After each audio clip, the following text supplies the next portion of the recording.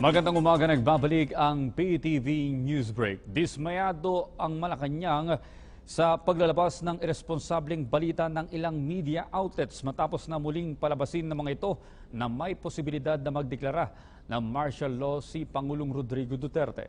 Ayon kay Presidential Communications Secretary Martin Andanar, ang medyang ito ay misreporting sa naging pahayag ng Pangulo. Una nang sinabi niya ng Pangulong Duterte na ayaw niya ng martial law. At nasabi na rin ito noon na hindi naman napaganda ng martial law ang buhay ng mga Pilipino noon. Ang ganito anyang maling ulat ng media na nagsasabing magdideklara ang Pangulo ng martial law kung gugustuhin niya at na wala namang makakapigil sa Pangulo na magdeklara ng martial law ay nagiging sanhian niya ng panik at kalituhan sa maraming tao. Malinaw naman anya na sinabi ng Pangulong Duterte na magdideklara lamang siya ng martial law kung tuluyan ng masisira ang bansa dahil sa state of rebellion and lawlessness.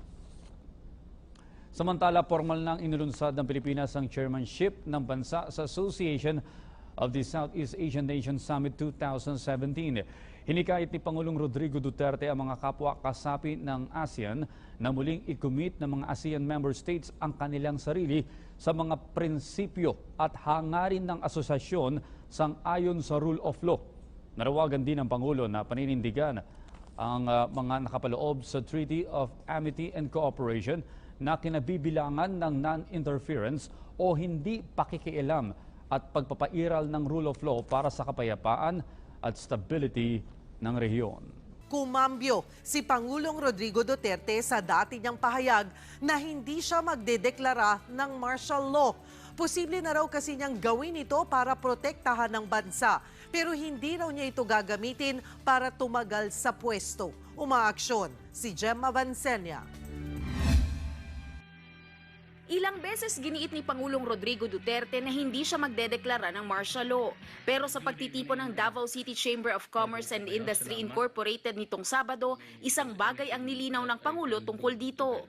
I have to declare martial law. I will declare it. Not about invasion, insurrection, not about danger. I will declare martial law to preserve my nation. Dati nang sinabi ng ilang eksperto sa konstitusyon na pwede lang magdeklara ng martial law kapag may rebelyon o banta ng pananakop ng ibang bansa. Pero hindi raw natitinag ang Pangulo kahit papigilan siya ng Korte Suprema at Kongreso. Wala akong pakialam dyan sa Supreme Court because the right to preserve one's life and my nation, my country transcends everything else, even the limitation. Kung gusto ko, at it will deteriorate into something really very virulent. Ayon sa Pangulo, hindi masama ang martial law. Naging negatibo lang daw ang kahulugan nito noong panahon ni dating Pangulong Cory Aquino. The martial law provisions really to defend the country, sinira nung sa Cory Constitution because of the hangover nila sa martial law. Wala rin daw balak ang Pangulo na gamitin ang martial law para tumagal sa pwesto. Hindi rin nasisindak si Digong sa banta ng kudeta. Mag-kudeta sila, good. Basta tignan ko lang na mga tao, na mga general sila ang magdala. Ayusin ninyo. I will swear them to office. Ay, mga general, sige, kayo na patakbo. Kung kaya ninyo, di patakbohin ninyo. Ngayong linggo, posibleng ipatawag ng Pangulo ang mga gobernador para talakayin ang kampanya niya kontra iligal na droga. Muli ring pinakita ng Pangulo sa publiko ang kanyang updated na narco list. Ilang araw matapos ipatawag ang mga mayor para talakayin ito. I called the mayors, the Philippines, 3, nilockdown ko. Pero sabihin ko sa inyo, i-lockdown din dito. Sarahan mo yan dyan. Sundalo. Para walang mag-chismis. Sinabi ko talaga sa kanila, totoo yan. And I will say that, pardon my language, because may mga nandito yung police, barangay captain, mayors, a few governors. Ito na. Lahat ito listahan.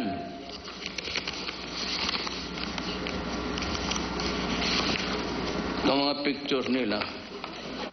Batid ng Pangulo na marami ang umaalma sa kanyang madugong kampanya kontra iligal na droga. Pero kung siya ang tatanungin, simple lang ang tugon para mahinto ito. You want walang patayan, no deaths? You want a city with no military men, no patrol cars wherever?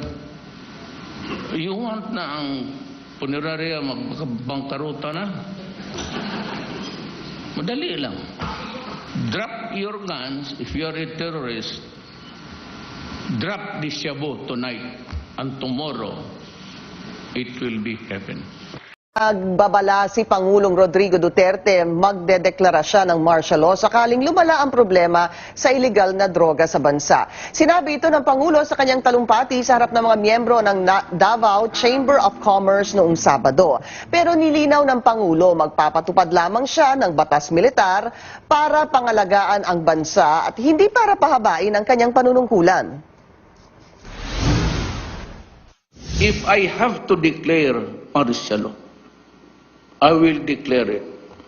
Not about invasion, insurrection, not about danger. I will declare martial law to preserve my nation, period. Wala akong pakialam dyan sa Supreme Court. Because the right to preserve one's life and my nation, my country, transcends everything else. Even the limitation. Kung gusto ko, at it will deteriorate into something really very virulent, I will declare martial law if I wanted to. Walang makapigil sa akin. Agad namang nilinaw ng Malacanang ang mga binitawang salita ng Pangulo. Sa isang pahayag, sinabi ni Presidential Communications Secretary Martin Andanar, dati nang nabanggit ni Pangulong Duterte na hindi siya magdedeklara ng martial law. Matatanda ang sinabi ng Pangulo sa isang talumpati na walang magandang naidulot ang batas militar sa mga Pilipino. Sinisiri ni Andanar ang umano'y maling pagbabalita ng media ukol sa naging pahayag ni Pangulong Duterte. Anya, nagdulot ng panik at kalituhan sa publiko ang maling pagbabalita. Halimbawa rin umano ito ng irresponsableng pamamahayag. Usapin po natin ngayon sa linya ng telepono si House Speaker Pantaleon Alvarez. Speaker Alvarez, magandang tanghali po sa inyo, sir. Hi, Pinky. Magandang tanghali sa iyo at Happy New Year. Happy New Year, sir. Sir, unang-una, ano ho yung reaksyon nyo sa naging pahayag nga ni Pangulong Duterte hinggil sa batas militar or martial law? Pinky, sa akin lang, mukhang hindi naman siguro napapanahon na magkomento tayo dyan dahil unang-una ay hindi naman pa nangyayari. No? At paano tayo magsasabi kung may basihan o wala dahil hindi pa naman nangyayari yung declaration ng martial law. At dapat nating tignan na ang sinabi ng Pangulo, if I declare martial law. So ibig sabihin, pag ginamot mo yung if, medyo malayo yung mangyari yon. Parang sa kanta rin niya na if a picture paints 1,000 words, di ba? So hindi dapat binibigyan siguro ng yung kahulugan, no? Yung sinabi ng Pangulo na magdideklara siya ng martial law. Ang buod ho kasi non speaker is really nag-umpisa yan dahil sa sabi nga niya kapag lumala ang problema ng bansa hinggil sa droga at sinasabi nga niya that he will do it to preserve his nation. Yun ho yung kanyang mga salita, to preserve his nation, to preserve the Pero country. antayin natin kung talagang gagawin niya. No? Kasi kung wala naman siyang ginagawa pa, so useless na magko-comment tayo dahil nga ang Kongreso naman ay pwede lamang pumasok para tignan kung talagang may justification ng declaration pagka halimbawa nangyari na. Understandably, dahil meron pong 48 hours ang, para po mag-submit sa Congress and Congress has the right to say yes or no to the declaration of martial law. Opo. Okay, so I guess sa madaling salita, sir, ayaw niyo ho really to comment dahil hindi pa naman nangyayari. Pero meron ho nasabi ho kasi si Pangulo na ang sabi ho niya, wala akong pakialam dyan, the Supreme Court, because the thing is, the right to preserve one's life and my nation, my country transcends even everything else. Ano ho ang inyong basa doon sa naging statement ni Pangulong Duterte? Kasi na-mention po ang Supreme Court. Para sa akin, Pinky, there are several options for the President. No? At maaari niyang gamitin, maaari niyang hindi gamitin. So, antayin natin kung ito ay kung anong option yung gagamitin niya para dun sa kanyang liderato. All right, let's talk about legislative priorities. Speaker, back to Congress na po. Ano ang prioridad dyan sa Kongreso? Well, marami tayong mga priority bills na nakahilera, Pinky, kagaya nga nung na-pending, no? Prubahan ng committee level yung restoration of the death penalty. Tapos, nandun pa rin sa committee level yung lowering of the criminal liability ng mga youthful offenders. Tapos, ay meron din tayong nakabinbin na yung revision ng ating constitution, a shift from a unitary to a federal form of government. At marami pa pong iba kasi kung maalala natin, sabi ng Pangulo, itong 2017, hindi lamang yung drug problem ang i-address niya, kundi pati na yung corruption. So marami rin tayo nakahilera na for congressional investigation, yung mga kontratang ipinasok na ng mga iba't ibang departamento ng gobyerno kung saan talagang grossly disadvantageous sa government. Like what, sir? Speaker, can you give us a few examples na gustong tingnan ng Kongreso? A few example is yung kontrata na pinasok ng PAGCOR, ano? Kung maalala mo, mayroong pinasok yung PAGCOR ng lease contract yata to a certain corporation na nagbayad siya ng napakalaking halaga, no? At ito naman ay yung korporasyon na yon, kinuha niya yung lease contract na yon sa mababang halaga from a government office din. Okay. Maliban po doon, anything else, Speaker, na yung sinasabi niyo pong kontrata na kailangan tingnan ng Kongreso? Isa pa rin, ano, may marami kasi dumating din na reklamo dito sa Congress, yung naman ito sa STL, no? Yung sa Small time lottery? PPSO, yes. Kailan tignan din natin kung ano na nangyayari dyan dahil maraming reklamo nga kami natatanggap. You know, Speaker, yung sa STL po, di ba, hindi ho ba ang sinasabi ng ilan ay tila yung STL ay nagiging front lamang?